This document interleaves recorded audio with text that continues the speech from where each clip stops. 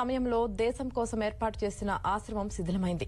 దేశభక్తితో ఎంతో మంది ఉద్యమకారులను తయారు చేసిన ఆశ్రమం నేడు నిర్మానుష్యంగా మారింది. దాని చరిత్ర తెలిసిన పాతతరం వారంతా కళావిహీనంగా మారిన ఆశ్రమం చూసి కన్నీటి పర్యంతమవుతున్నారు. గతమెంతో ఘనకీర్తి కలిగిన విమానాశ్రయం అన్యక్రాంతం కాకుండా తిరిగి మనుగడలోకి తేవాలన్న డిమాండ్లు వెల్లువెత్తుతున్నాయి.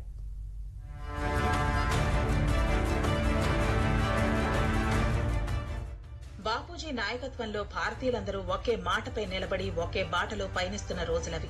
మాతృదేశ ధ్యాస విముక్తికై అహింసాయుతమైన ఉద్యమం దేశమంతటా వెల్లివిరిసిన సమయం అది.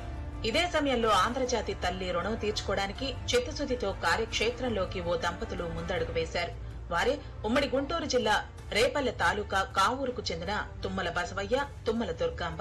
1933లో వినయాశ్రమం పేరుతో నిర్మాణ కేంద్రాన్ని ఏర్పాటు చేశారు.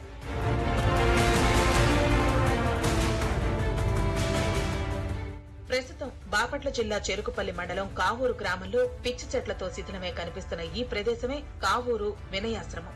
స్వాతంత్ర ఉద్యమ సమయంలో దేశభక్తితో ఉద్యమకారులను తయారు చేయాలని లక్ష్యంతో కావూరు గ్రామానికి చెందిన తుమ్మల బసవయ్య, తుమ్మల దుర్గాంబ దంపతులు తమ యావదాస్తిని స్వతంత్ర ఉద్యమం కోసం తారాదత్తం చేశారు. తమ 21 ఎకరాల్లో తొలుత 1932లో బాపూజీ బాగ్ అనే పేరుతో ఒక తోట ఏర్పాటు చేశారు. అనంతరం 1933లో డిసెంబర్ 23న మహాత్మా గాంధీచే కావూరు గ్రామంలో వినయాశ్రమం ప్రారంభింపచేశారు. బసవయ్య గారు తనకున్నటువంటి యావదాస్తి ఒక 20 ఎకరాల మాగాణి భూమిని ఆశ్రమానికి దానం చేశారు. అట్లాగే వారి శ్రీమతి తుమ్మల దుర్గాంబ గారు 200 సవర్ల బంగారాన్ని కూడా ఆశ్రమం కోసమని ఇచ్చారండి. ఆశ్రమ శంకుస్థాపనకి గాంధీ గారు ఆమె యొక్క కాలి మెట్టెలు, వెండి మెట్టెలతో తయారు చేయబడిన టాపీతో గాంధీ గారు వినయాశ్రమాన్ని స్థాపించారండి. వినయాశ్రమంలో గాంధీ గారు 29లో స్థాపించారండి.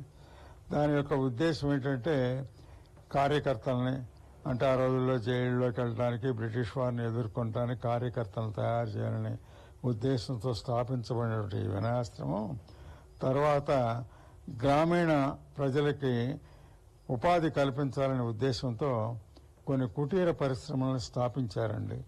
ఆశ్రమ ప్రారంభోత్సవానికి కావూరు వచ్చిన మహాత్మా గాంధీ ఇక్కడ ఒక మొక్కను కూడా నాటారు. అది నేడు మహావృక్షమై ఇక్కడ దర్శనమిస్తోంది. ఈ వినయాశ్రమంలో దేశభక్తులను తయారు చేసి స్వతంత్ర ఉద్యమంలో పాల్గొనే విధంగా చేసేవారు. ఇక్కడ ఉండే వారి కోసం ఉచిత విద్య, వసతి, భోజన సౌకర్యాలు కూడా కల్పించేవారు. ఈ ఆశ్రమానికి అనుబంధంగా శ్రీ తిలక్ జాతీయ పాఠశాల నెలకొల్పారు. రేపటి పౌరులను తీర్చిదిద్దుటకై తగిన శిక్షణ ఇచ్చేందుకు ఉపాధ్యాయుల శిక్షణా కేంద్రాన్ని ప్రారంభించారు. వీటికి అనుబంధంగా ప్రసూతి వైద్యశాల, ఆయుర్వేద వైద్యశాలను కూడా ఏర్పాటు చేశారు. ఇక్కడ ఉండే దేశభక్తుల కోసం ఎన్నో కుటీర పరిశ్రమలు ఏర్పాటు చేసి వారికి ఉపాధి కల్పించారు.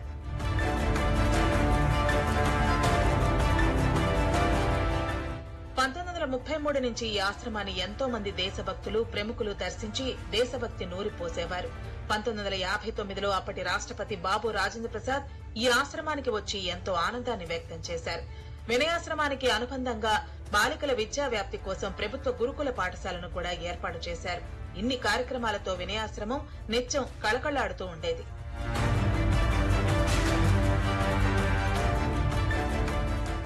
అంతటి చరిత్ర కలిగిన కావూరు వినయాశ్రమం తదనంతర కాలంలో కేంద్ర ప్రభుత్వం ప్రవేశపెట్టిన కృషి విజ్ఞాన కేంద్రంగా రూపాంతరం చెందింది. ఈ కృషి విజ్ఞాన కేంద్రం వ్యవసాయం, దాని అనుబంధ రంగాలను ప్రోత్సహించేందుకు వెన్నుదన్నుగా నిలిచింది. ఈ సంస్థ పర్యవేక్షణ కేంద్ర ప్రభుత్వ సంస్థ అయిన Indian council of agricultural research అధీనంలో ఉండేవి. 9 మంది శాస్త్రవేత్తలు, ఇతర సిబ్బందితో కలిసి 20 మంది ఈ కృషి విజ్ఞాన కేంద్రంలో పనిచేశారు.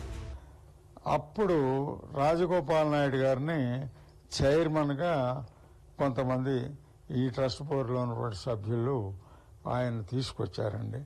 ఇది మీరు చూడాలి అన్నా, మీ ద్వారా అయితే డెవలప్ అవుతుంది అని. ఆయన ఏం చేశారంటే దీన్ని కృషి విజ్ఞాన కేంద్రంగా మారుద్దాము. అప్పటికే భారతదేశంలో కృషి విజ్ఞాన కేంద్రాలు అని చెప్పని ఐసీఆర్ వాళ్ళు స్థాపించారు. కృషి విజ్ఞాన కేంద్రాల యొక్క కాన్సెప్ట్ ఏంటంటే it's a transfer of technology from lab to field అనమాట. పరిశోధనల్ని ప్రజలకి, గ్రామీణ ప్రజలకి అందించాలనే ఉద్దేశంతో ఈ కృషి విజ్ఞాన కేంద్రాలు. అటు కుటీర పరిశ్రమలు కానివ్వండి, ఈ ఉపాధి కల్పించేటువంటి పరిశ్రమలు